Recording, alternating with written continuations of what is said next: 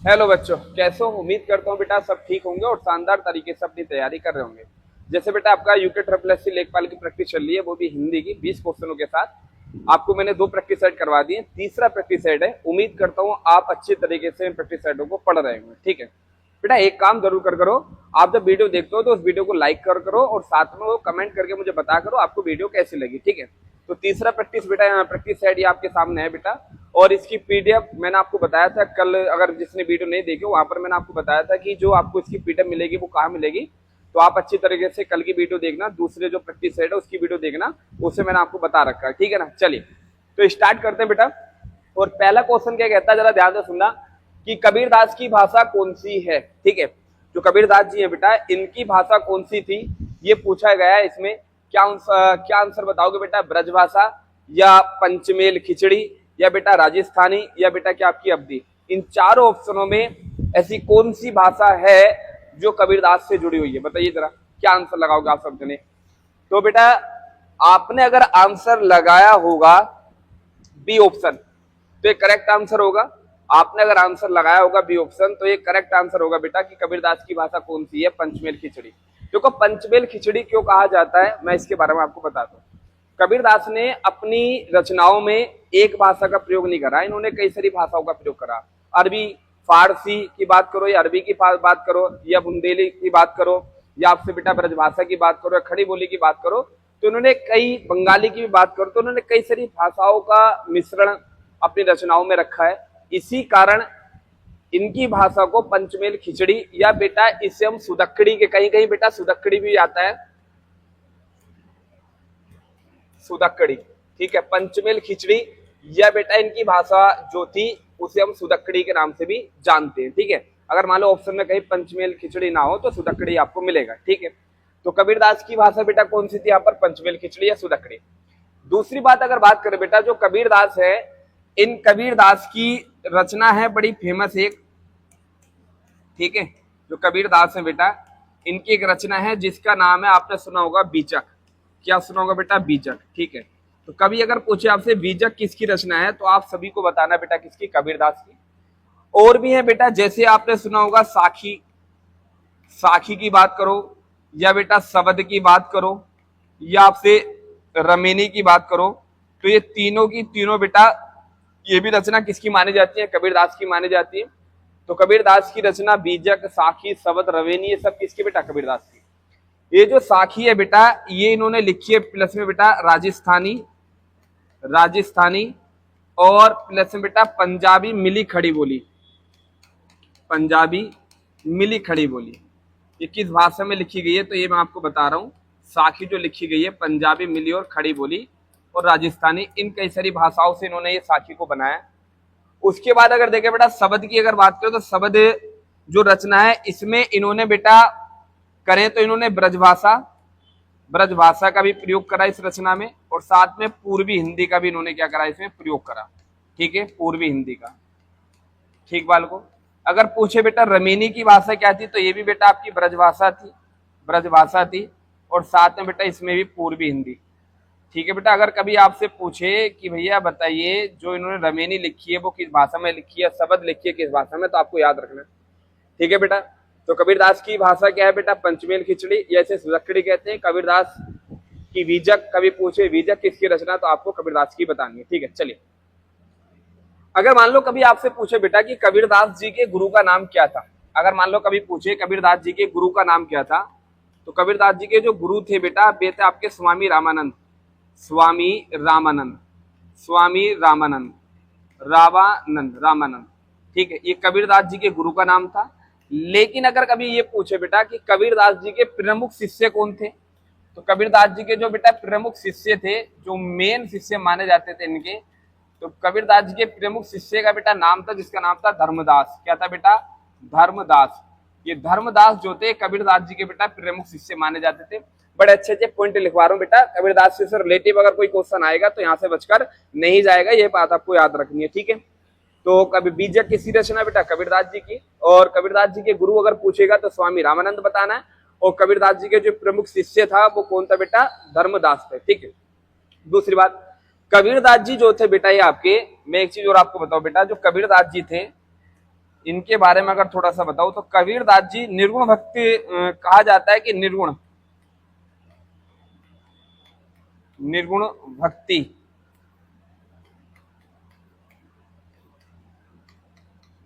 निर्गुण भक्ति काव्य के कवि माने जाते थे। ठीक है, तो ये अगर कभी आपसे पूछे कि कबीरदास जी किससे थे बेटा, किस काव्य से, किस भक्ति से जुड़े, तो निर्गुण भक्ति काव्य में आते थे। साथ में ये बेटा अगर देखें तो कबीरदास जी आपके ज्ञान आश्री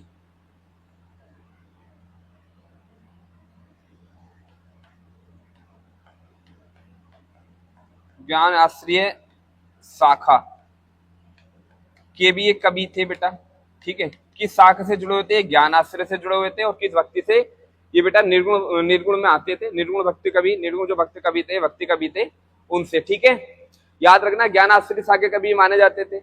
लेकिन अगर मान लो कभी अगर पूछने लगा कि बताइए राम भक्ति कवि कौन थे, राम भक्ति कवि कौन थे, तो राम भक्त कवि पूछेगा तो बेटा राम भक्त कवि के रूप में आते हैं आपके तुलसीदास।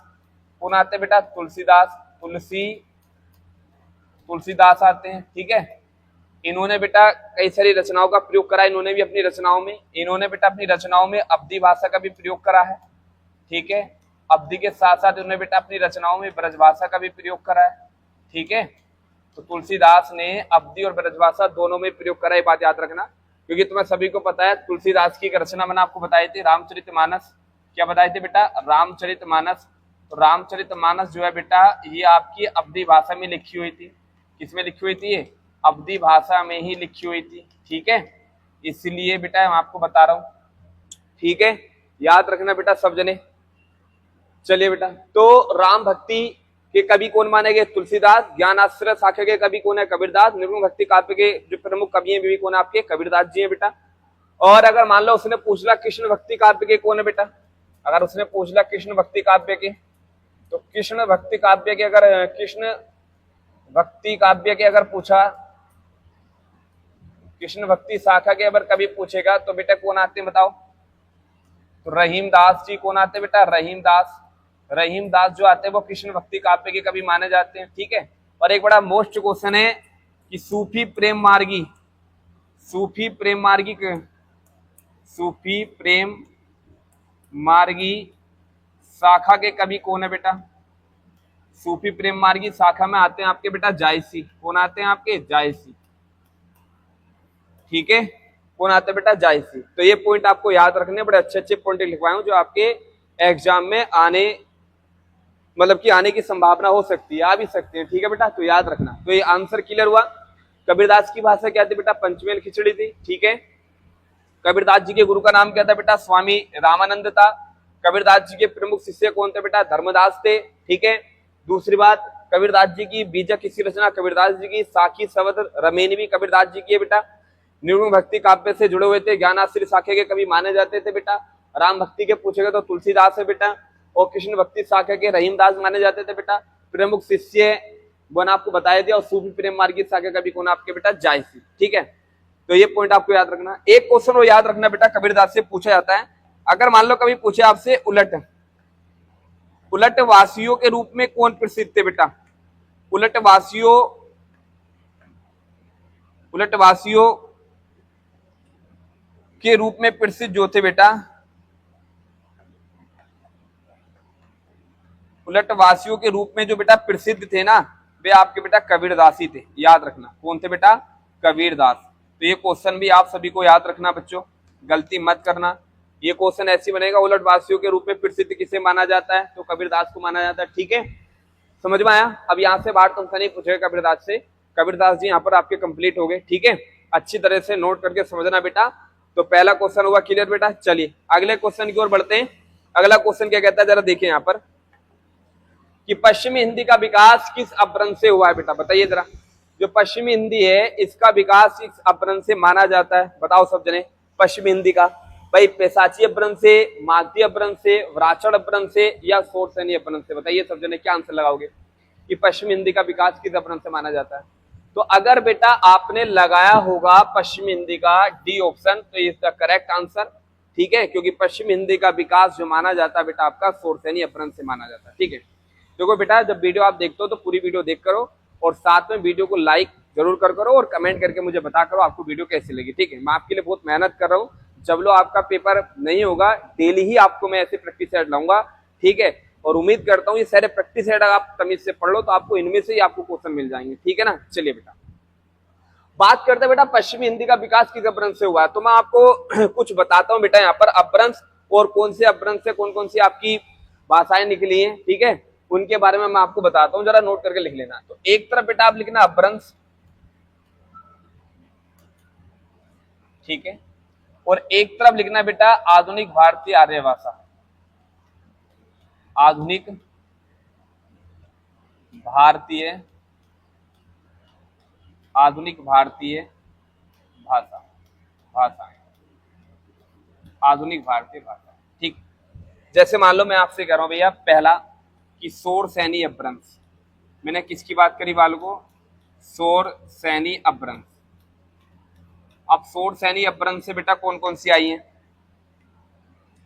शोर सैनी अपभ्रंश से कौन कौन सी आई हैं इसके बारे में जानते हैं। ठीक है, तो शोर सैनी अपभ्रंश की अगर बात करें बेटा तो शोर सैनी अपभ्रंश से बेटा कौन कौन सी आई हैं देखना। आपसे कहेगा बेटा पश्चिमी हिंदी, तो पश्चिमी हिंदी भी आपकी बेटा इससे आई है, पश्चिमी हिंदी। ठीक है, राजस्थानी हिंदी की बात करें बेटा तो राजस्थानी हिंदी भी इसी से है बेटा, राजस्थानी। गुजराती की बात करें बेटा तो गुजराती भी इसी से आती है, गुजराती। ठीक है, पश्चिमी, राजस्थानी और बेटा क्या आपकी गुजराती। ठीक है, तो कभी पूछे राजस्थानी किस अपभ्रंश से विकसित हुई है, तो राजस्थानी हिंदी हुई है बेटा पश्चिमी से, वो सॉरी शोर सैनी से, और पश्चिमी हिंदी भी किससे विकसित हुई है बालकों आपकी शोर सैनी अपभ्रंश से। ठीक है, चलिए अगले अपभ्रंश की बात करें तो बेटा अगला अपभ्रंश आपका मागधी अपभ्रंश। कौन सा बालकों आपका मागधी अपभ्रंश। अब मागधी अपभ्रंश से बेटा कौन कौन सी आई है। ठीक है, अगला कौन सा है मागधी अपभ्रंश। मागधी अपभ्रंश में बेटा जैसे आपकी बिहारी, कौन सी बालकों बिहारी, तो बिहारी पूछेगा तो मागधी अपभ्रंश से है बेटा। उसके बाद बंगाली पूछेगा, बंगाली, बिहारी पूछे या आपसे बंगाली पूछे या बालकों आपसे उड़िया, उड़िया, या आपसे बेटा असमिया। ठीक है, उड़िया, असमिया, ये सब कहां से आई है बेटा आपकी मागधी अपभ्रंश से विकसित हुई है। ठीक है, कहां से आपकी बेटा मागधी अपभ्रंश से। तीसरे की बात करें तो बेटा आपका है अर्धमागधी अपभ्रंश। कौन सा बेटा अर्धमागधी अपभ्रंश। और अर्धमागधी अपभ्रंश से कौन कौन सी आती है बेटा पूर्वी हिंदी जो है आपकी बेटा कभी पूछेगा पूर्वी हिंदी का विकास किस अपभ्रंश से हुआ है, तो पूर्वी हिंदी का जो विकास हुआ है बालकों आपका ये हुआ आपका अर्धमागधी अपभ्रंश से। ठीक है, चौथे की बात करें तो बेटा आपका पेशाची अपभ्रंश। कौन सा होता है एक पेशाची अपभ्रंश, तो पेशाची अपभ्रंश की अगर बात करें बेटा तो यहां से आपकी बेटा दो हैं, एक तो लहंदा, ठीक है, एक लहंदा और साथ में आपकी पंजाबी, तो लहंदा और पंजाबी आपकी बेटा पेशाची अपभ्रंश से आई है। उसके बाद पांचवे की बात करें तो बेटा आपका सिन्नी मतलब कि ब्राह्मण अपभ्रंश। कौन सा बेटा ब्राह्मण अपभ्रंश। ब्राह्मण अपभ्रंश की बात करें आपसे बेटा तो ब्राह्मण अपभ्रंश में आपकी केवल एक ही है बेटा सिंधी। कभी पूछे सिंधी किस अपभ्रंश से विकसित हुई है, तो ब्राह्मण से। एक छठा बेटा आपका खस अपभ्रंश। कौन सा बालको आपका खस अपभ्रंश, तो खस जो आपका बेटा खस अपभ्रंश है, खस अपभ्रंश, तो खस अपभ्रंश से बेटा आपकी आती है पहाड़ी हिंदी। कौन सी आती है बेटा पहाड़ी हिंदी, या आपकी कुमाऊनी, पहाड़ी की बात करो या बालको आप कुमाऊनी की बात करो या गढ़वाली की बात करो। ठीक है, गढ़वाली की बात करो, ये सब आपकी उसमें आती है बेटा खस में। अब कहीं कहीं बेटा ऐसा होता है कि पहाड़ी हिंदी को कहीं कहीं बेटा पेशाची मतलब कि शोर सैनी अपभ्रंश से मान लेते हैं। कहीं कहीं कुछ विद्वानों का मानना पहाड़ी हिंदी को शोर सैनी अपभ्रंश से और कुछ विद्वानों का मानना पहाड़ी हिंदी को बेटा आपकी खस अपभ्रंश है। तो ऑप्शन में एक ही मिलेगा आपको, याद रखना। अगर पूछेगा पहाड़ी हिंदी का विकास किस अपभ्रंश से हुआ है, तो अगर मान लो ऑप्शन में शोर सैनी है तो शोर सैनी लगाओ, खस है तो आपको खस लगाओ। ठीक है, तो आप गलती तो नहीं करोगे। ठीक है, जैसे बेटा यहाँ पर पूछा था पश्चिमी हिंदी का विकास किस अपभ्रंश से हुआ है, तो पश्चिमी हिंदी कहां से निकली है, शोर सैनी से। राजस्थानी शोर सैनी से, गुजराती, पहाड़ी हिंदी। ठीक है, मागधी से बेटा आपकी बिहारी, बंगाली, उड़िया और असमिया कहां से हुई आपकी मागधी अपभ्रंश से हुई है। चलिए अब एक काम करता हूं बेटा, यहाँ पर ही ना आपको मैं ये बता देता हूँ कि पश्चिमी हिंदी में कितनी बोलियां आती है, राजस्थानी में कितनी आती है। ठीक है, अच्छी तरह आपको समझ में आ जाएगा। तो एक एक करके मैं आपको यहाँ पर बता रहा हूँ। ठीक है, सब जने ध्यान से अच्छी तरह लिख लेना बेटा कि मैं इतना आपको बता दूंगा बच्चों कि आप अगर पूरा सिलेबस भी ना पढ़ो ना, खाली ये प्रैक्टिस सेट निकालो तो यहाँ से बाहर नहीं जाएगा। जैसे मान लो आपकी पश्चिम हिंदी है, पहली क्या बेटा आपकी पश्चिम हिंदी, तो जो पश्चिमी हिंदी है ना बालको, इस पश्चिमी हिंदी से 5 बोलियां निकली हैं। कितनी बेटा? 5। और ये 5 कौन कौन सी, जरा देखिए। पहली है बेटा आपकी, अगर बात करें तो खड़ी बोली। पूछेगा खड़ी बोली किस में आती है, तो खड़ी बोली बेटा इसमें आती है, पश्चिमी हिंदी में। खड़ी बोली का दूसरा नाम बेटा आपका कोरबी भी होता है। क्या होता है बेटा? कोरबी। तो खड़ी बोली या कोरबी पश्चिमी हिंदी में आती है। दूसरी बेटा ब्रजभाषा। ब्रजभाषा पूछेगा, ब्रजभाषा, तो ब्रजभाषा भी बालको इसमें ही आपकी पश्चिमी हिंदी से। तीसरी बेटा बांगरू पूछे, बांगरू, बांगरू पूछे, या आपसे हरियाणवी पूछे, हरियाणवी, ठीक है, या बालको आपसे जाटू पूछे, ये सब बालको आपकी किसमें आती है? पश्चिमी हिंदी में। उसके बाद अगर पूछेंगे बेटा बुंदेली, बुंदेली की बात करें, बुंदेली की बात करें तो बुंदेली भी इसमें आती है। उसके बाद बेटा लास्ट 5वीं की बात करें तो आपकी कन्नौजी। किसकी बात करें बेटा? कन्नौजी। तो कन्नौजी का भी विकास शोरसैनी से ही हुआ है। किससे हुआ बेटा?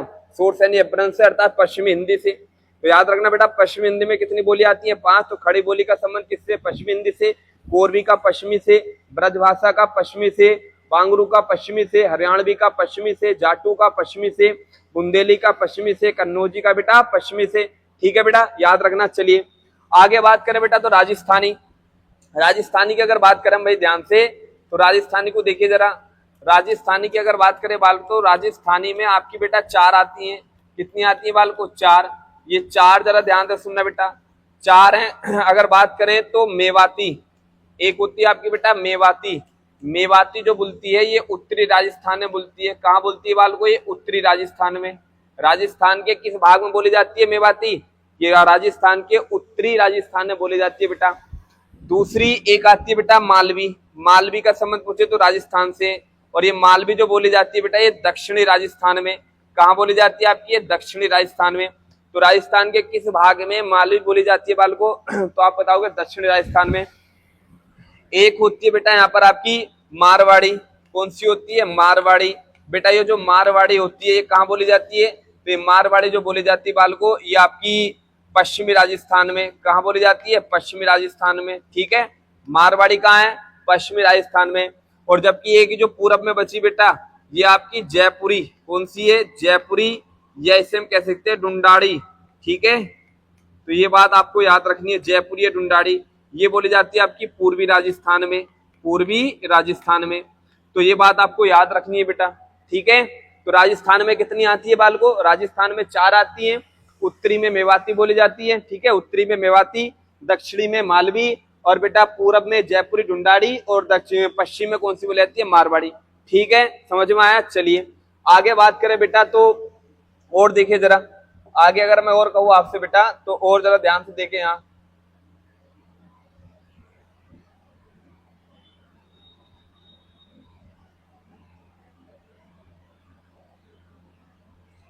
अगर आगे देखे बेटा तो इसे मैं यहाँ इसे कर दूं, यहाँ से यहाँ थोड़ा सा लिखने के लिए। ठीक है, चलिए चलिए बेटा, तो आगे अगर बात करें बेटा यहाँ पर, तो आगे जरा ध्यान से देखो यहाँ पर। तो राजस्थानी में कितनी आ गई बेटा? 4। जबकि अगर बात करें बेटा यहाँ पर बिहारी हिंदी में, तो बिहारी हिंदी में कौन कौन सी आती है? ठीक है, किसकी बात करें बेटा? बिहारी हिंदी की। तो बिहारी हिंदी में कौन कौन सी आती है बे समझ लो बेटा।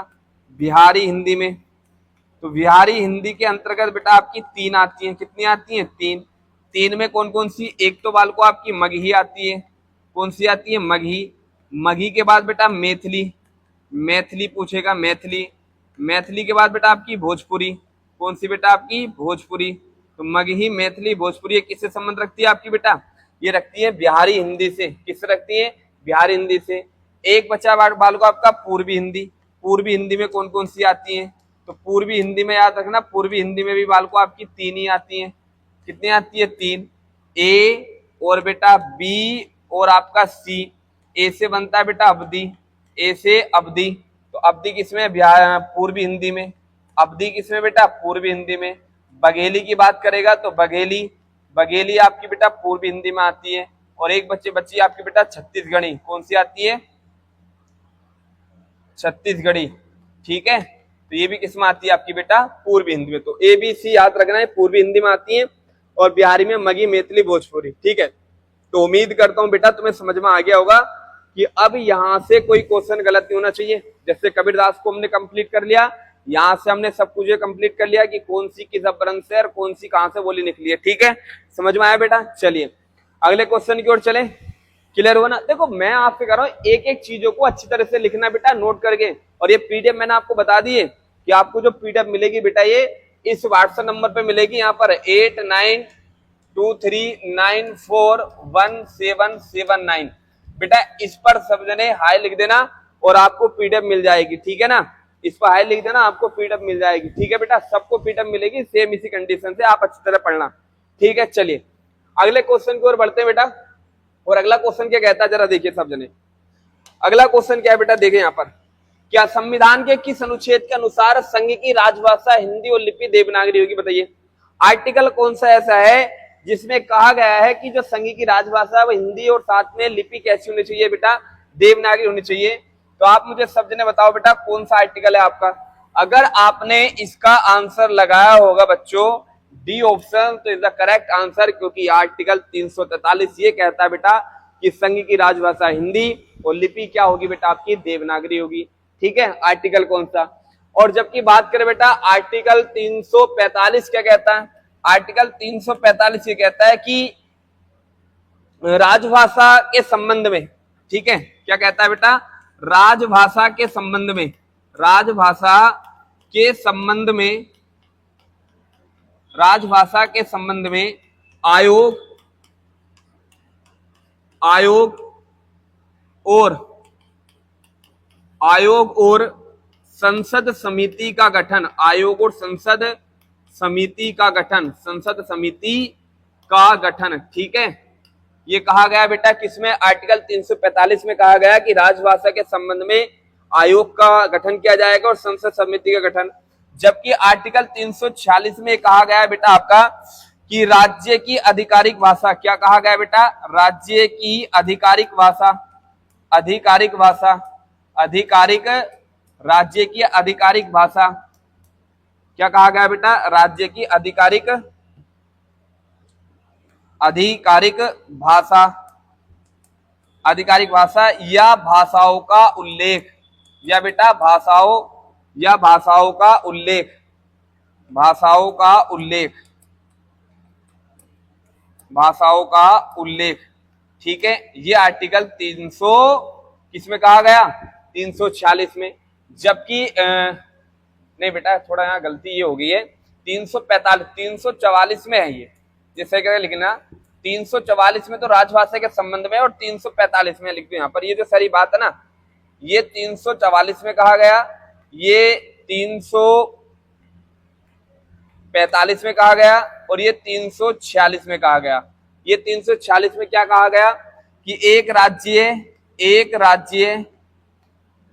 राज्य व दूसरे राज्य, एक राज्य व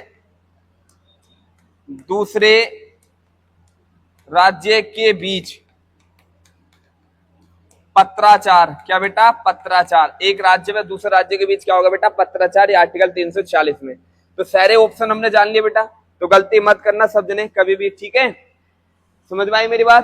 तो संविधान के किस अनुच्छेद के अनुसार संघ की राजभाषा हिंदी और लिपि देवनागरी होगी? तो आर्टिकल 343 में। हिंदी दिवस कब मनाया जाता है बेटा? हिंदी दिवस अगर कभी पूछेगा तो कब मनाते हैं? हिंदी दिवस मनाया जाता है 14 सितंबर को। कब मनाया जाता है बेटा? 14 सितंबर को हिंदी दिवस मनाया जाता है। जबकि विश्व हिंदी दिवस कब मनाया जाता है? विश्व हिंदी दिवस पूछेगा बालको तो विश्व हिंदी दिवस मनाया जाता है आपका 10 जनवरी को। कब मनाया जाता है बालको? 10 जनवरी को विश्व हिंदी दिवस मनाया जाता है। ये पॉइंट भी आपको याद रखना है। ठीक है ना? चलिए बेटा अगले क्वेश्चन की ओर बढ़ते हैं बेटा। तो इसका आंसर क्या हुआ बेटा? D option. चलो बेटा अगला क्वेश्चन क्या कहता है, देखिए बेटा अगला क्वेश्चन कहता है कि हिंदी साहित्य की भूमिका के लेखक कौन है? बताइए बेटा, बड़ा अच्छा क्वेश्चन है कि हिंदी साहित्य की भूमिका के लेखक कौन है? हिंदी साहित्य की भूमिका के लेखक कौन है? बताइए बेटा सब जने, हिंदी साहित्य की भूमिका के लेखक कौन है?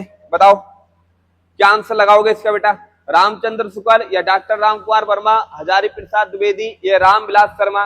बताइए क्या आंसर लगाओगे?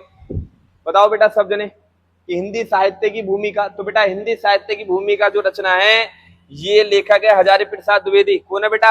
हजारी प्रसाद द्विवेदी। हिंदी साहित्य की भूमिका याद रखना। अशोक के फूल, किसकी बात करूं मैं आपसे? अशोक के फूल।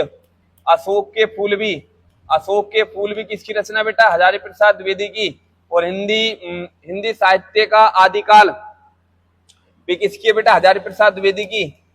हिंदी साहित्य का आदिकाल, हिंदी साहित्य का आदिकाल ये भी किसकी बेटा? हजारी प्रसाद द्विवेदी की। जबकि रामचंद्र शुक्ल की आप सभी को पता है बेटा, रामचंद्र शुक्ल की आपने सुना होगा चिंतामणि, क्या बेटा? चिंतामणि। चिंतामणि किसकी है? रामचंद्र शुक्ल की। और हिंदी साहित्य का इतिहास किसकी है? रामचंद्र शुक्ल की। हिंदी साहित्य का इतिहास, ठीक है, हिंदी साहित्य का इतिहास भी किसकी है बेटा? रामचंद्र शुक्ल की है। ये बात आपको याद रखनी है, ठीक है बेटा। तो आंसर क्या हुआ इसका? सी ऑप्शन करेक्ट आंसर है बेटा कि हिंदी साहित्य की भूमिका के लेखक कौन है? हजारी प्रसाद द्विवेदी, ठीक है। अशोक के फूल भी किसकी है? हजारी प्रसाद द्विवेदी की है। चलिए बेटा आगे चलते बेटा, अगले क्वेश्चन की ओर बढ़ते हैं। 5वां क्या कहता है कि वार्तालाप का संधि विच्छेद क्या होगा? बताइए बेटा, वार्तालाप का संधि विच्छेद क्या होता है? क्या लगाओगे? वार्ता प्लस के आलाप, या बेटा वार्ता प्लस के अलाप, वार्त प्लस के आलाप, या वार्त प्लस के आलाप? बताओ क्या आंसर लगाओगे आप सब जने, बताइए बेटा। कमेंट में जरूर बताना कि ये क्वेश्चन आपके लिए कितने मतलब अच्छे हैं या नहीं, अच्छे लेवल के हैं नहीं है, ठीक है। और आपको अच्छी तरह समझ में आ रहा है नहीं आ रहा, अच्छी तरह से कमेंट में बता करना हर चीज के बारे में बेटा। तो बताइए वार्तालाप का संधि विच्छेद क्या होगा? तो अगर बेटा आपने वार्तालाप का संधि विच्छेद लगाया होगा इसमें ए ऑप्शन, तो इज द करेक्ट आंसर। और बेटा तीनों ऑप्शन यहाँ पर क्या है? गलत है। क्योंकि वार्तालाप की अगर बात करें बेटा तो यहाँ पर दीर्घ संधि है। कौन सी संधि है? दीर्घ संधि। और आप सभी को ये जानकारी होनी चाहिए बेटा, जो दीर्घ संधि होती है, ये जो दीर्घ संधि होती है ये स्वर संधि में आती है। किसमें आती है? स्वर संधि में आती है। दीर्घ संधि किसमें आती है? स्वर संधि। और स्वर संधि तुम्हें सभी को पता है बेटा कितनी होती है? 5। स्वर संधि कितनी होती है? 5। एक होती है बेटा आपकी दीर्घ संधि। कौन सी होती है? दीर्घ संधि। दीर्घ संधि एक कौन सी होती है? दीर्घ संधि। दूसरी कौन सी होती है? गुण संधि। दीर्घ के बाद कौन सी होती है? गुण संधि। गुण संधि के बाद कौन सी होती है बेटा आपकी? गुण संधि के बाद आपकी, जैसे दीर्घ संधि हो गया, गुण संधि हो गया, फिर आपकी बेटा वृद्धि संधि। कौन सी होती है? वृद्धि संधि। और वृद्धि संधि के बाद बेटा आपकी कौन सी? यण संधि। कौन सी होती बालको? यण संधि। और यण संधि के बाद आपकी अयादी संधि। कौन सी होती है? अयादी संधि होती है। तो स्वर संधि कितने प्रकार की होती है बेटा? स्वर संधि होती है 5। स्वर संधि कितनी बतानी है बेटा? 5 होती है। जबकि दीर्घ संधि का अगर कभी सूत्र पूछेगा संस्कृत में तो ये होता है अकह सवर्ण दीर्घ। अकह सवर्ण है, सवर्ण है, दीर्घ है, ये दीर्घ संधि का सूत्र होता है बालको। अगर गुण संधि का पूछेगा तो अधः गुण होता है। क्या होता है? अधः गुण है। अधः गुण है, ये दीर्घ संधि का सूत्र है। वृद्धि संधि का होता है वृद्धि रेची। क्या होता है बालको आपका? वृद्धि रेची। रेची, वृद्धि रेची, ये वृद्धि संधि का सूत्र होता है। यण संधि का होता है इको यणची। इको यणची, इको यणची वृद्धि यण संधि का सूत्र होता है। आदि का एचो यावायाव, एचो यावा याव होता है बेटा। तो ये कुछ इसके सूत्र होते हैं, कभी कभी पूछ लेता है, याद रखना बेटा। तो दीर्घ संधि का सूत्र अकह सवर्ण दीर्घ, गुण संधि का अधः गुण होता है, वृद्धि संधि का वृद्धि रेची होता है, यण संधि का इको यणची होता है, आदि संधि का एचो यावायाव होता है, ठीक है। तो स्वर संधि कितनी होती है बेटा? 5। और इसमें पूछा गया था कौन सा? दीर्घ संधि। जब समान स्वरों का मेल या समान स्वरों को मेल में, समान स्वरों के मेल से जो संधि बनती है उसको दीर्घ संधि कहते हैं बेटा। जैसे मान लो किसी शब्द का अगर प्रथम वर्ण ए, अंतिम वर्ण अगर ए और आ हो और इसी का मेल बेटा ए और बाल को आ से हो जाता है तो बनकर तैयार होता बाल को बड़ा। ये पहला नियम है। दूसरा नियम ये है दीर्घ संधि का, जब ई और बेटा बड़ी ई का मेल अगर बाल को छोटी ई और बाल को बड़ी ई से हो जाता है तो बनती है आपकी बेटा बड़ी। ये भी दीर्घ संधि का नियम है। और तीसरा होता है बेटा जब बेटा ऊ और बड़े ऊ का मेल अगर बेटा आप छोटे ऊ और बड़े ऊ से करते हो तो ये हो जाता है बड़ा ऊ। ये भी किस संधि का नियम बाल को? ये भी दीर्घ ही संधि का नियम है। किसका है? दीर्घ संधि का। जैसे मान लो मैं आपसे कहूँ 1 मिनट के लिए, मैंने कहा बेटा विद्या, विद्या प्लस के क्या कहा मैंने? आल्य, ठीक है। तो आप मुझे बताओ इस शब्द का अंतिम वर्ण क्या है? तो तुम कहोगे सर आ। और इस शब्द का क्या है? तो तुम कहोगे आ। और बेटा आ का मेल आ से होता है तो समान स्वर तो बनेगा आ। और जब आप इसे जोड़ोगे तो याद रखना, जब तुमने आ यहां से निकाला, आ यहां से निकाला तो यहाँ से आ हो गया आधार, जो भी बनता है वो पहले वाले शब्द के अंतिम वर्ण पर ही लगता है। तो ये पूरा पोर्शन क्या बन जाएगा बालकों, ये बन जाएगा विद्यालय। क्या बन जाएगा, विद्यालय।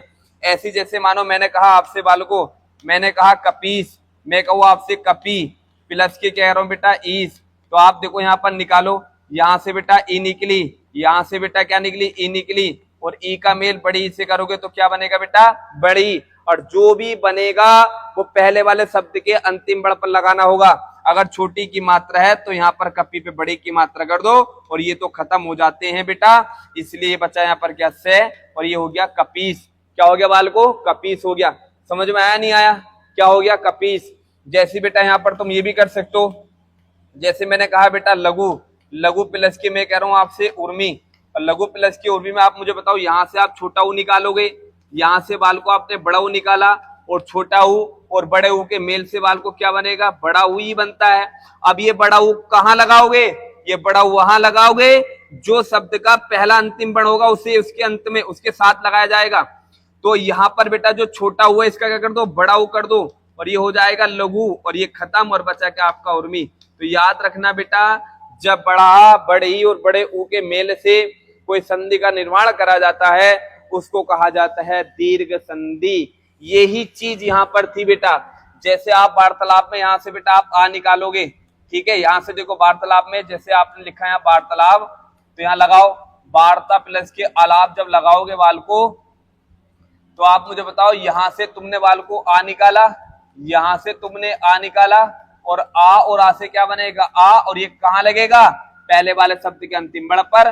तो भाई साहब पूरा वार्ता तो ऐसे लिखा जाएगा, ये खत्म, और आप ये लिख दो तो हो गया आपका वार्तालाप। तो ये किस संधि का नियम वाल को, तो ये दीर्घ संधि का नियम है। ओके बेटा, समझ में आया, उम्मीद करता हूं आपको ये चीजें भी समझ में आ गई होगी। अच्छी तरीके से पढ़ना बेटा। चलिए अगले क्वेश्चन की ओर बढ़ते हैं बेटा सब जने।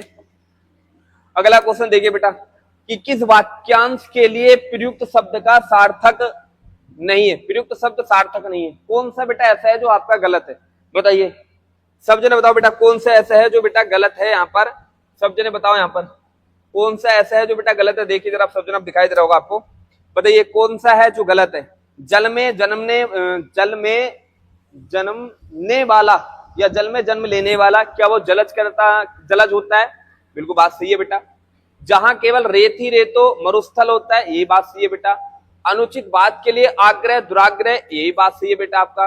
जो सब कुछ जानता है, क्या उसे बहुज्ञ कहते हैं, बताओ क्या उसे बहुज्ञ कहते हैं। नहीं बेटा, जो सब कुछ जानता है उसे बहुज्ञ नहीं कहते हैं, यही आंसर आपका डी होगा। जो सब कुछ जानता है बेटा उसे सर्वज्ञ कहा जाता है। क्या कहा जाता है, सर्वज्ञ। ठीक है, याद रखना बेटा, जो सब कुछ जानता है उसे सर्वज्ञ कहते हैं। तो इसलिए इसका आंसर क्या हो जाएगा, डी ऑप्शन हो जाएगा। क्या हो जाएगा बेटा, डी ऑप्शन। समझ में आया, ठीक है। देखो कुछ वाक्यांश हैं, मैं आपको बता रहा हूं, यहाँ पर रिवीजन करवाता हूं, सीट मिल जाएगी आपको, सारे वाक्यांश यहाँ पर मैं आपको दे दूंगा। ठीक है, चलिए जैसे देखो ये कह रहा है कि यहाँ पर उसने कहा बेटा, जरा ध्यान से देखना शब्द ने बेटा, अब आपको दिखाई दे जाएगा जरा, ठीक है। देखो, जो लिखा पढ़ा ना हो उसके लिए एक बनवर्ड क्या होगा बताओ। जो लिखा पढ़ा ना हो उसे कहते हैं बेटा अशिक्षित, या इसे कहते हैं अनपढ़। तो जो लिखा पढ़ा ना हो उसे कहते हैं अशिक्षित या अनपढ़ बेटा। दूसरा अशिक्षित या अनपढ़, जो लिखा पढ़ा ना हो वो अशिक्षित, और साथ में क्या होता है, अनपढ़। जो कभी वृद्ध ना हो बेटा उसे क्या कहा जाता है, अजर। जो कभी वृद्ध ना हो, जो कभी बूढ़ा ना हो, उसके लिए बनवर्ड क्या बताना आपको, अजर। जिसे मारा ना जा सके बेटा, जिसे मारा ना जा सके वो अजय होता है या बेटा अमर होता है। याद रखना, जिसे मारा ना जा सके उसके लिए बनवर्ड क्या है, अजय या अमर। जो नष्ट ना हो सके उसे अविनाशी कहा जाता है बेटा, बड़ा अच्छा शब्द है। जो नष्ट ना हो सके उसे अविनाशी कहा जाता है। और जिसका जन्म ना हुआ हो उसे अजन्मा कहा जाता है। क्या कहा जाता है बेटा, अजन्मा। और जिसका जन्म पहले हुआ हो उसे कहा जाता है अग्रज, और जिसका जन्म बाद में हुआ हो उसे कहा जाता है बेटा अनुज। क्योंकि अग्रज माने होता है बेटा बड़ा बेटा, अग्रज माने बड़ा बेटा होता है, और अनुज माने छोटा बेटा होता है, छोटा बेटा होता है। ये बात आपको याद रखनी है। तो जिसका जन्म न हुआ हो वो अजन्मा कहलाता है। जो सब जगह विद्वान हो उसे क्या कहते हैं बेटा, सर्वव्यापी। जो सब जगह विद्वान हो उसके लिए बनवर्ड है सर्वव्यापी। जिसे माफ किया जा सके उसे कहते हैं बेटा क्षम्य। और दूसरा जिसे थकान ना हो उसे कहते हैं अक्लांत। जिसे थकान ना हो, जिसे थकान ना हो, निरंतर काम करने वाला वो क्या कहलाता है बेटा? अक्लांत कहलाता है। जो सबको समान दृष्टि से देखे उसे कहते हैं बेटा समदर्शी। और बेटा जो सत्य बोलता है उसे कहते हैं सत्यवादी। ठीक है बेटा, तो ऐसे करके मैं पीडीएफ आपको बना रहा हूं बेटा, पूरे अच्छी तरीके रिवीजन के साथ ये पीडीएफ आपको मिल जाएगी, मैंने आपको बता दिया। ठीक है, चलिए और भी है बेटा, चलो आगे देखते हैं। आगे कह रहा है बेटा देखो, जिसमें भय ना हो, जिसमें भय ना हो बेटा, जिसमें भय ना हो उसके लिए बनवट क्या होता है बेटा? तो जिसमें भय ना हो उसके लिए बनवट होता है बेटा निर्भय। वो क्या होता है आपका? निर्भय। तो जिसमें भय ना हो उसे कहते हैं निर्भय या उसे कहते हैं अभय। ठीक है, जिसका अंत ना हो इसका मतलब वो क्या होता है बेटा? अनंत होता है। ये बात आपको याद रखनी है। जो दूसरों के लिए सोचता हो उसे क्या कहते हैं बेटा? पार्थी या परोपकारी। जो दूसरे के लिए सोचता है उसके लिए बनवट क्या होता है बेटा? पार्थी या परोपकारी। जो कभी झूठ ना बोले, सत्य प्रिय, उसे कहते हैं बेटा सत्य प्रिय, जो कभी झूठ ना बोले। जिसका कोई आश्रय ना हो उसे बेटा निराश्रित कहा जाता है। जो सब जानता हो उसे बेटा सर्वज्ञ कहा जाता है, या सब कुछ जानने वाला ही सर्वज्ञ बेटा। जो बार बार जन्म ले उसे पुनर्जन्मी या पुनर्जात कहा जाता है। जो सबका प्रिय हो उसे सर्वप्रिय कहा जाता है। और जो संसार से विरक्त हो उसे सन्यासी या विरक्त। और जो बेटा भूखा ना हो उसे अतृप्त या अभुक्त भी के नाम से भी जाना जाता है बेटा। करिए बेटा, ये रिवीजन करो सब जने।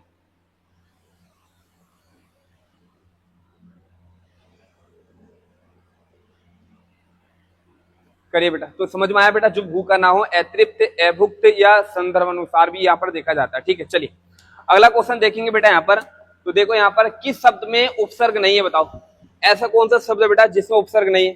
सोचो सब जने, बताओ ऐसा कौन सा शब्द है जिसमें उपसर्ग नहीं है? अपवाद है, पराजय है, प्रभाव है या उड़ना है? क्या लगाओगे? तो बेटा आप सभी ने लगाया होगा इसका आंसर डी ऑप्शन। क्यों? क्योंकि अब बाद में बेटा आपका उपसर्ग आ जाएगा, अप प्लस के बाद से टूट जाएगा। जैसे पराजय में आपका परा प्लस के जैसे टूट जाएगा, पराजय में पर उपसर्ग हो जाएगा परा। फिर भाव को तोड़ोगे तो प्र प्लस के भाव से टूट जाएगा बाल को। लेकिन ओढ़ना बेटा कोई उपसर्ग नहीं है, एक क्रिया है। ओढ़ना बेटा क्या है? एक क्रिया है, और इसमें कोई उपसर्ग नहीं होता क्रियाओं में। ये बात आपको याद रखनी है। ठीक है, तो इसलिए इसका करेक्ट आंसर क्या हुआ? डी। चलिए बेटा अगले क्वेश्चन की ओर बढ़ते हैं। अगला क्वेश्चन क्या कहता है? निम्नलिखित में कौन सा शब्द तत्सम है? बताइए बेटा, कौन सा शब्द तत्सम है? यहाँ पर बताओ सब जने। छाया, छाता या छुरी या बेटा छेद? कौन सा शब्द तत्सम है बेटा? यहाँ पर बताओ सब जने।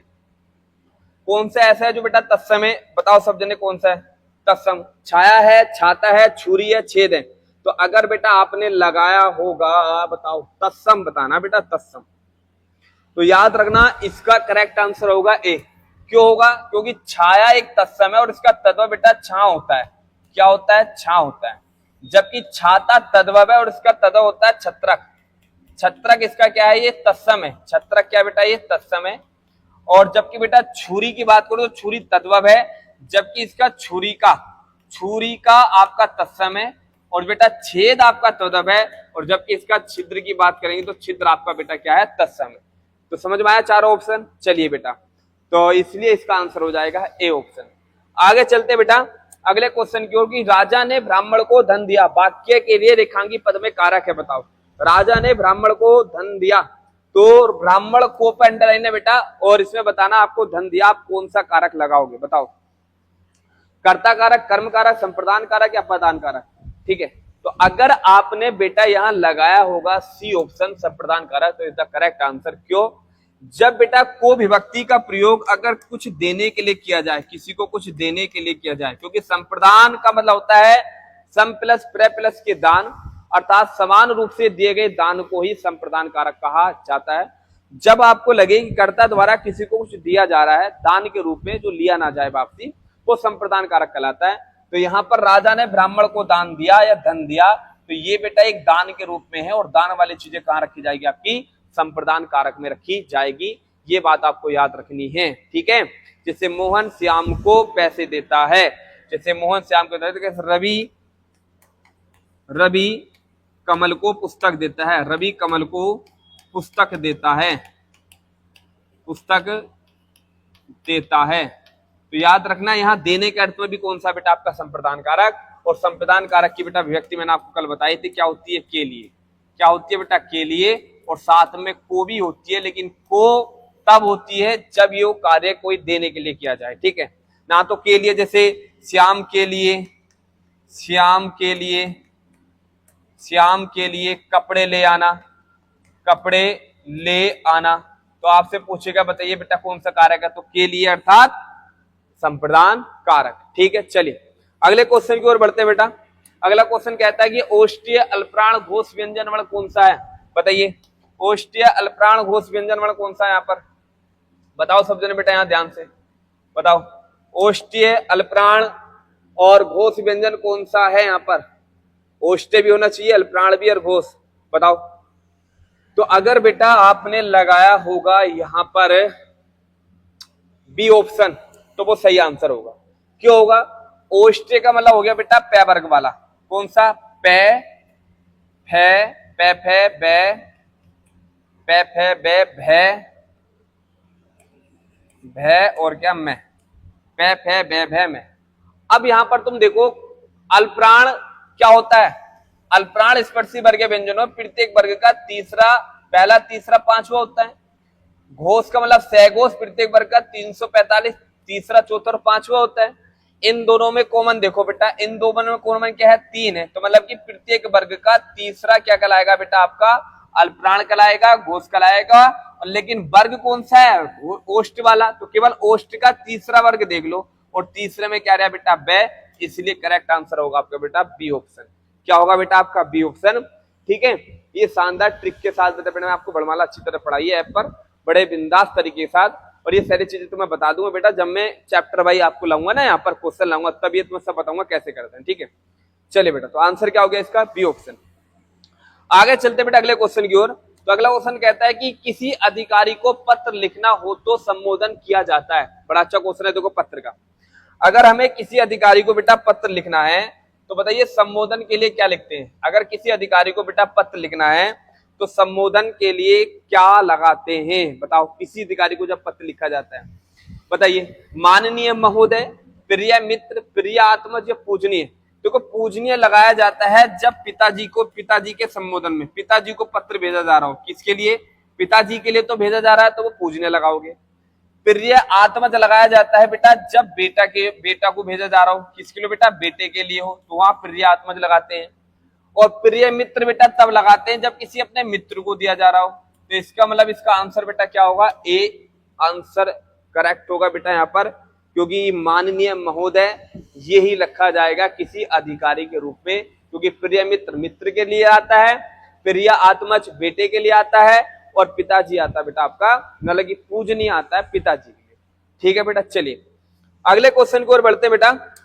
अगला क्वेश्चन है कि पर्यायवाची की दृष्टि से एक वर्ग शुद्ध है, इस शुद्ध वर्ग का चयन कीजिए।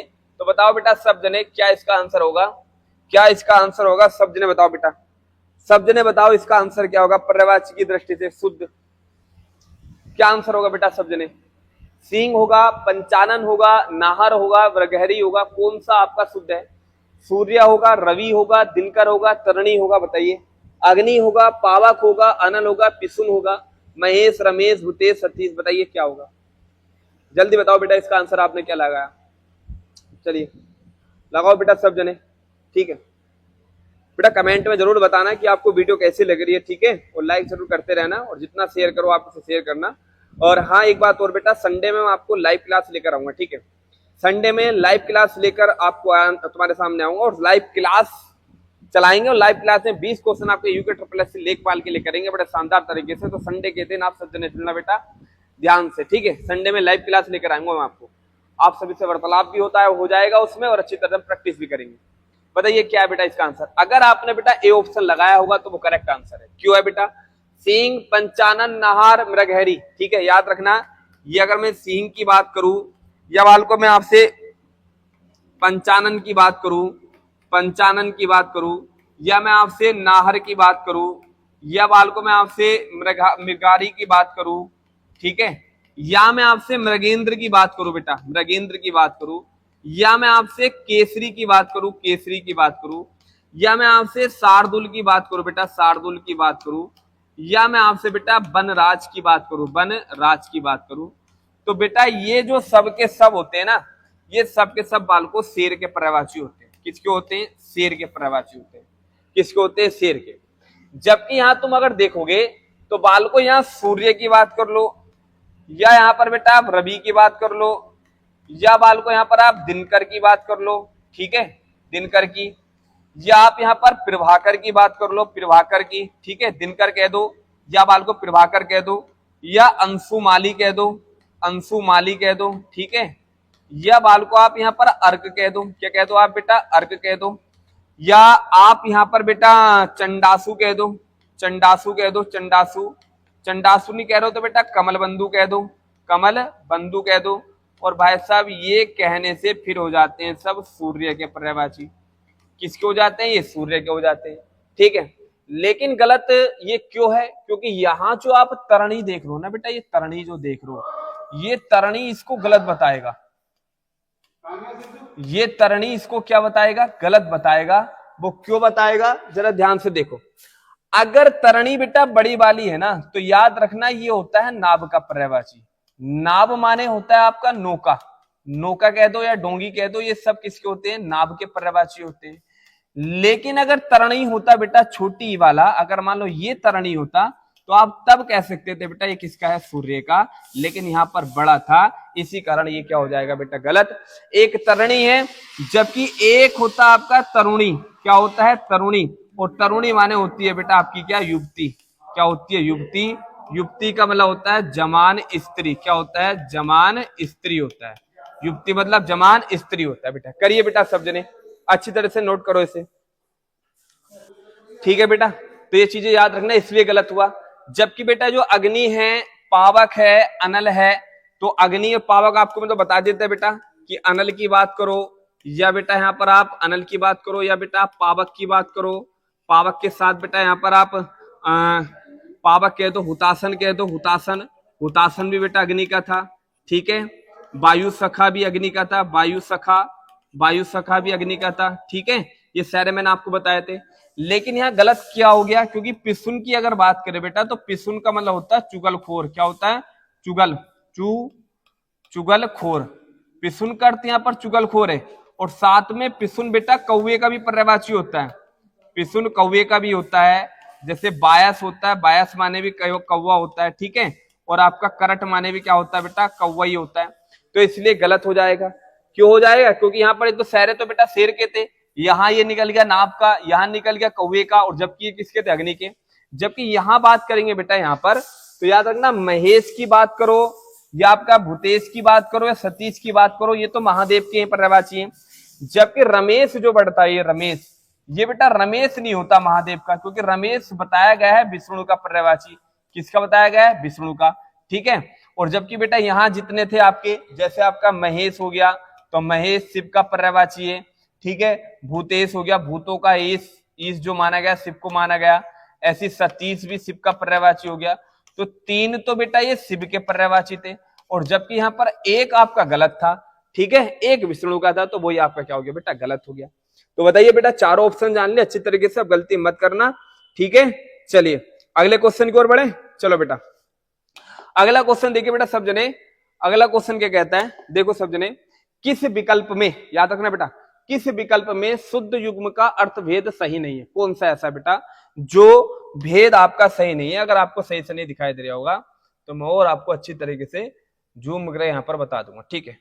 बताइए बेटा, अब छाटिए बेटा सब जने कि कौन सा आपका बेटा यहाँ पर युग्म सही नहीं है। बताओ, क्या इस बलि का अर्थ बलवान होता है, क्या इस बलि का अर्थ गाय होता है, इस नागर का अर्थ क्या नगर में रहने वाला, या नगर माने शहर, कुल का मतलब वंश, या कुल का नदी का किनारा, अनल, क्या होता है। बताओ सब जने, बताओ क्या आंसर लगाओगे आप सब जने, बताओ बेटा सब जने क्या आंसर लगाओगे।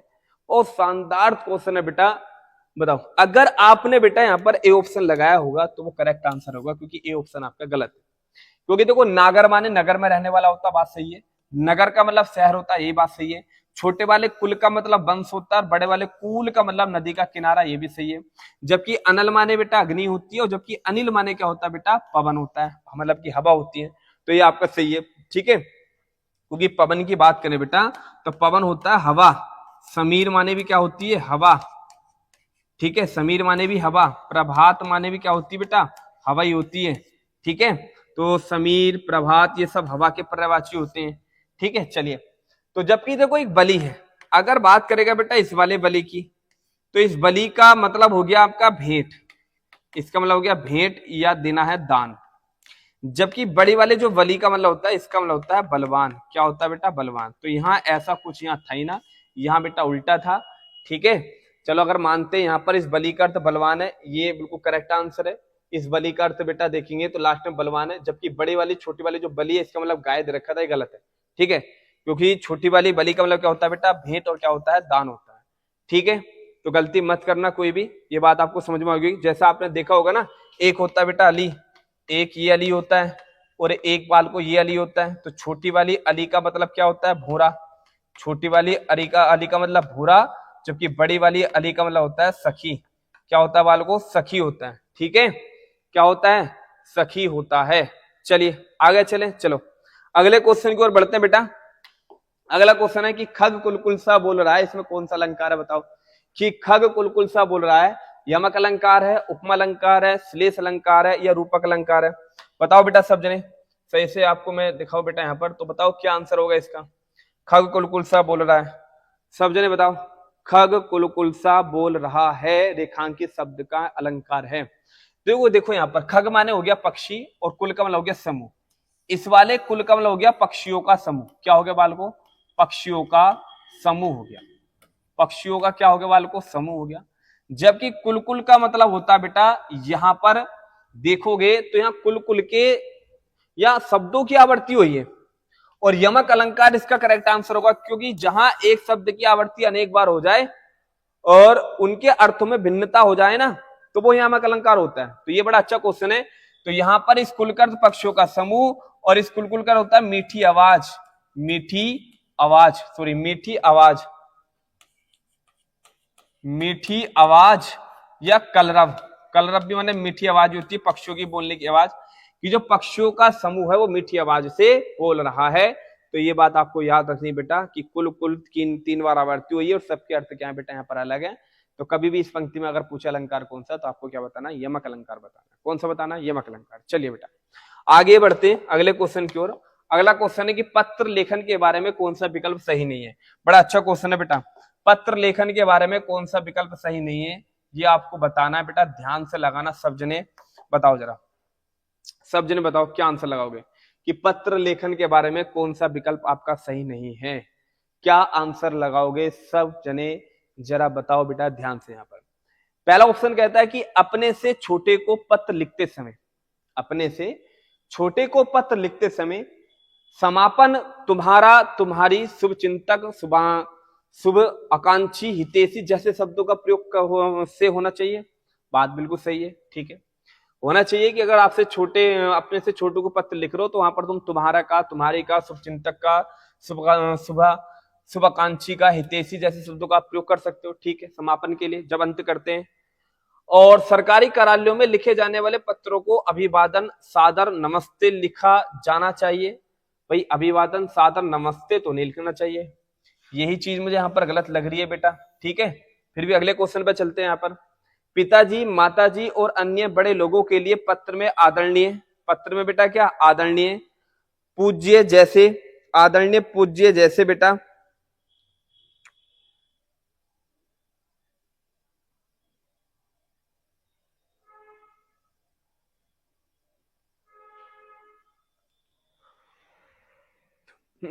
ठीक है, ठीक है, हम कर लेंगे। आप चलो बेटा, सॉरी बेटा इधर कहाँ देखो।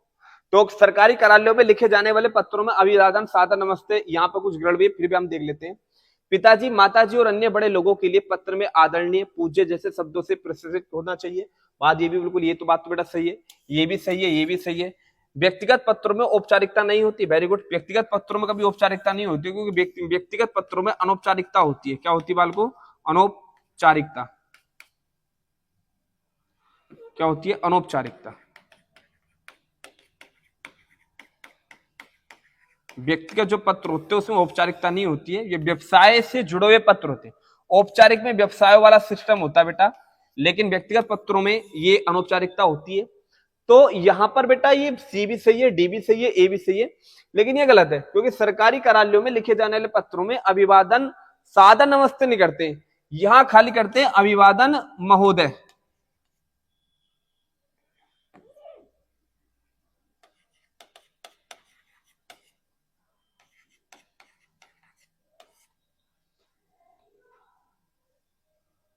अभिवादन, तो अभिवादन, ठीक है। तो यहां पर अभिवादन सादा नमस्ते नहीं करते, अभिवादन बहुधा कर सकते हो, ठीक है। चलिए, तो इसका जो करेक्ट आंसर होगा बेटा आपका क्या होगा, बी ऑप्शन होगा, ठीक है। करिए, हाँ ठीक है, मैं क्लास, चलो एक मिनट बेटा, एक मिनट करना जरा, इसे करो।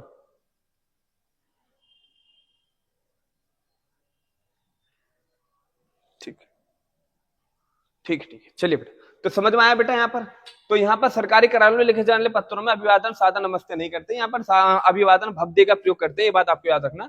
इसके स्थान पर आप अभिवादन भव्य का प्रयोग कर सकते हो, अभिवादन भव्य, भव्य लिखा होता तो सही होता, पर ये क्या हो जाएगा आपका, गलत हो जाएगा, ठीक है बेटा। चलिए अगले क्वेश्चन की ओर बढ़ते हैं बेटा। 16वां क्वेश्चन क्या कहता है, जरा देखो ध्यान से, कि प्रेस काउंसिलिंग ऑफ इंडिया का गठन किस वर्ष हुआ था, बताइए जरा, बड़ा अच्छा क्वेश्चन है कि प्रेस काउंसिलिंग ऑफ इंडिया, तो प्रेस काउंसिलिंग ऑफ इंडिया का गठन कब हुआ था, बताओ बेटा। प्रेस काउंसिलिंग ऑफ इंडिया का गठन, तो बेटा अगर इसका आंसर सभी ने सी लगाया होगा तो करेक्ट आंसर कि प्रेस काउंसिलिंग ऑफ इंडिया गठन 1966 में हुआ था। कब हुआ था बालको, 1966 में। चलिए बेटा अगले क्वेश्चन की ओर बढ़ते हैं बेटा, और अगला क्वेश्चन क्या कहता है कि जो यो लवार तेसियो व्यवहार लोकती का अर्थ क्या है, बताओ। जैसे पति वैसी पत्नी, जैसे दामाद वैसी बेटी, जैसा राजा वैसा प्रजा, या बेटा जैसी मित्र वैसी मित्रता, क्या आंसर होगा बताओ बेटा इसका। इसका आंसर क्या होगा, सब जने मुझे बताओ, बताओ बेटा इस लोकोक्ति का अर्थ क्या होगा। जैसियो लवार और बेटा तैसियो आपका बवार का मतलब क्या होगा।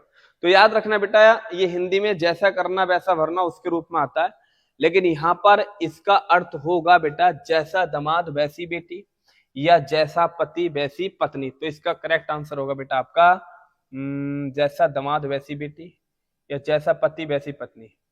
दामाद जैसा पति वैसी पत्नी, और जैसा दामाद वैसी बेटी। तो इसका बी ऑप्शन ही होगा बेटा, या बी ऑप्शन लगाओ यहाँ पर बेटा, जैसे तलवार तैसी व्यवहार, की जैसा दामाद होगा, नहीं जैसा दामाद, जैसा पति वैसा, जैसा दामाद वैसी बेटी, ठीक है। या जैसा पति वैसी पत्नी। बताओ बेटा इसका आंसर क्या लगाओगे, जो यू तलवार तोसियो बवार, ठीक है। चलिए तो इसका आंसर बेटा बी ऑप्शन आएगा, याद रखना जैसा दामाद वैसी बेटी। चलिए देखो मैं इसके कुछ विस्तार में वहां पर बताता हूं आपको, ठीक है बेटा। जैसे यहाँ देखो, यहाँ पर यहाँ लिखा हुआ जैसा दामाद वैसी बेटी, ये इसका आंसर आएगा बेटा। ये कुछ मैंने लिख रखे हैं यहाँ पर, फिर भी आप ध्यान रखना। जैसे यहाँ पर दे रखा था कि जोशियो तलवार तैसी तलवार, बेटा तो जैसा दामाद होगा वैसी बेटी होगा, तो इसका बी ऑप्शन सही है आपका। लेकिन और भी मैंने कुछ देखो यहाँ पर दे रखे हैं, ध्यान से सुनना सब जने। जैसे कुमाऊनी लोकोक्तियां हैं ये, ठीक है। रियो लोकोक्ति कैसी कुमाऊनी, मैंने कई सारे यहाँ पर पीडीएफ में डाल रखे हैं कि जैसियो लवार तैसियो व्यवहार का मतलब होता है बेटा कि जैसा दामाद है वैसी ही बेटी है। अर्थात अर्थ क्या है इस लोकोक्ति का, कि मेल जोल और रिश्तों की समानता पर जोर देती है, जैसा परिवार वैसा ही रिश्ता होता है, ठीक है। लेकिन हिंदी समानार्थी में जैसे निकालते हैं तो इसका अर्थ निकलता है जैसी करनी वैसी भरनी, या जैसा वर वैसा वैसी कन्या, ठीक है। तो ये बात आपको याद रखनी है। भीतरी ये पॉइंट में आपको बेटा यहाँ पर देखो कुछ सारे मैं यहाँ पर बता रहा हूं आपको।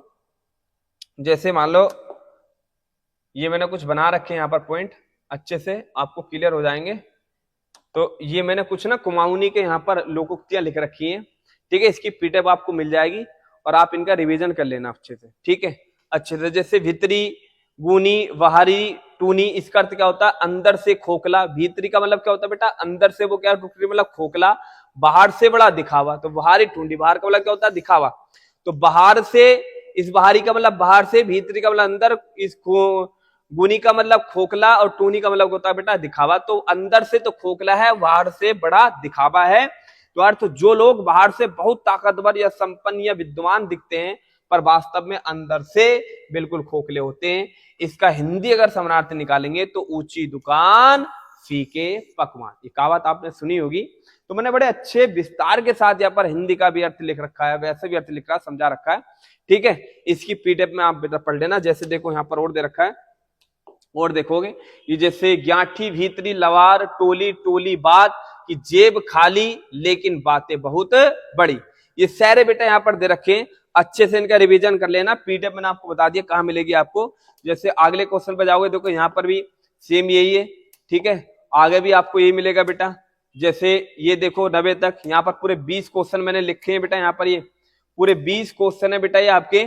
तो पीडीएफ ले लेना सब जने बेटा, पीडीएफ में पढ़ लेना अच्छी तरीके से, ठीक है। इतना टाइम नहीं रहेगा बेटा, फिर आपको किसी दिन अलग से इसकी क्लास लूंगा तो मैं आपको बता दूंगा, ठीक है। चलिए 8वां कहता है वह लगभग 5 बजे पहुंचा। 8वां क्वेश्चन है कि वह लगभग 5 बजे पहुंचा। इसमें लगभग किस प्रकार का क्रिया विशेषण है बताओ। वह लगभग 5 बजे पहुंचा, क्या बताओगे बेटा कि वह लगभग 5 बजे पहुंचा। तो आप मुझे बताओ बेटा 5 बजे पहुंचा, यहाँ क्रिया समय का परिमाण है लगभग, तो इसका मतलब हो जाएगा आपका कौन सा, संदेहवाचक नहीं होगा, परिमाणवाचक कौन सा होगा। क्रिया विशेषण पूछा है ना, तो लगभग में निश्चित नहीं हो पा रहा है, सोई क्रिया विशेषण पूछा है कि वह लगभग 5 बजे पहुंचा, तो क्रिया विशेषण में सही बात है परिमाण ही आएगा। लगभग क्या हो जाएगा बेटा, क्योंकि संदेहवाचक तो क्रिया विशेषण है नहीं, तो यहाँ पर आप परिमाण ही लिखो यहाँ पर, ठीक है। वह लगभग 5 बजे पहुंचा, तो परिमाण है यहाँ पर लगभग का, तो ये पॉइंट आपको याद रखना है बेटा। कहाँ कब, संदेहवाचक तो क्रिया विशेषण में आता ही नहीं है, तो इसलिए ये यहाँ पर गलती हो जाएगा, तो आप परिमाणवाचक ही लगाना है बेटा, ठीक है। लगभग 5 बजे पहुंचा। चलिए आगे चलते बेटा 19वां क्वेश्चन कि एक तीर से 2 शिकार करने का अर्थ क्या होता है बेटा। एक तीर से 2 शिकार, शिकार करना, 2 काम एक साथ करना, कठिनाई करना या आलसी होना, क्या लगाया होगा बेटा, सबने आंसर बताओ कि एक तीर से 2 शिकार करना, इसका मतलब क्या होता है बेटा। एक तीर से 2 शिकार करने का मतलब होता है, अगर आपने बी ऑप्शन लगाया होगा तो करेक्ट आंसर है कि 2 काम एक साथ करना। कितना बेटा, 2 काम एक साथ करना, बी ऑप्शन। अब इसका थोड़ा बेटा यहाँ पर जान लेते हैं कि कुछ मुहावरे हैं बेटा कि 9 2 11 होने का मतलब क्या होता है, अचानक भाग जाना या गायब हो जाना। नाक काटने का मतलब होता है अपमानित होना या बेटा इज्जत खराब होना। अगर पूछे आसमान से बातें करने का मतलब क्या होता है, बहुत ऊंचा होना या जैसा इमारत, पहाड़ या भाग, ठीक है। अगर पूछे बेटा हाथ पांव फूलना, इसका मतलब क्या होता है, तो घबरा जाना या घोर संकट में पड़ जाना। पूछे दांतों तले उंगली दबाना, इस मुहावरे का अर्थ क्या होता है, बहुत आश्चर्यचकित होना। अगर पूछे मन महसूस कर रह जाना, इसका मतलब होता है इच्छा पूरी ना होना और दुखी होकर चुप रह जाना बेटा। अगर कभी अगर आपसे पूछे तेल देखो, तेल की धार देखो, मतलब अफसर की प्रतीक्षा करना। राई का पहाड़ बनाना, मतलब छोटी सी बात को बहुत बड़ा करना। खून पसीना एक करना, इस मुहावरे का अर्थ अथक परिश्रम करना। और आंखों का तारा होना, इसका मतलब अत्यंत प्रिय होना बेटा, ठीक है। ये सब बेटा यहाँ पर पढ़ लेना। आगे देखो यहाँ पर दिल्ली दूर है, इसका मतलब अभी लक्ष्य प्राप्त करने में देर है। आटे में नमक बराबर अर्थात बहुत थोड़ी मात्रा, नगण्य होना। धोबी का कुत्ता ना घर का ना घाट का, असमंजस की स्थिति में रहना, किसी से सहारा ना होना। दूसरा बेटा काले अक्षर भैंस बराबर, इसका मतलब क्या होता है, निरक्षर होना या अक्षर ज्ञान ना होना। तीसरा बेटा हाथ मलना, इस मुहावरे का होता है दुखी होकर पछताना। नाक में दम करना, इसका मतलब होता है बार बार परेशान करना बेटा। अगर ऊंट के मुंह में जीरा आवश्यकता की तुलना में बहुत कम, इसका मतलब यह है कि एक तीर से 2 शिकार करना, एक ही प्रयास में 2 कार्य सिद्ध करना। पानी पानी होना मतलब लज्जित या अत्यंत संवेदना होना। और लोहे के चने चबाने का मतलब होता है कठिनाई पूर्वक कार्य करना, ठीक है बेटा। चलिए जैसे और देखो भैया, जो निरंतर परिश्रम करता है उसके लिए बनवट क्या बताओ। जो निरंतर परिश्रम करता है, लास्ट क्वेश्चन है, उसके लिए मैंने आपको अभी पढ़ाया था बेटा कि जो निरंतर परिश्रम करता है, जो नहीं थकता है, उसे अक्लांत कहा जाता है। क्या कहा जाता है बेटा, उसे अक्लांत। तो इसका आंसर क्या होगा बेटा आपका ए ऑप्शन, क्या होगा ए ऑप्शन, ठीक है। ये कुछ वाक्यांश है बेटा, ये मैंने आपको बता दिए।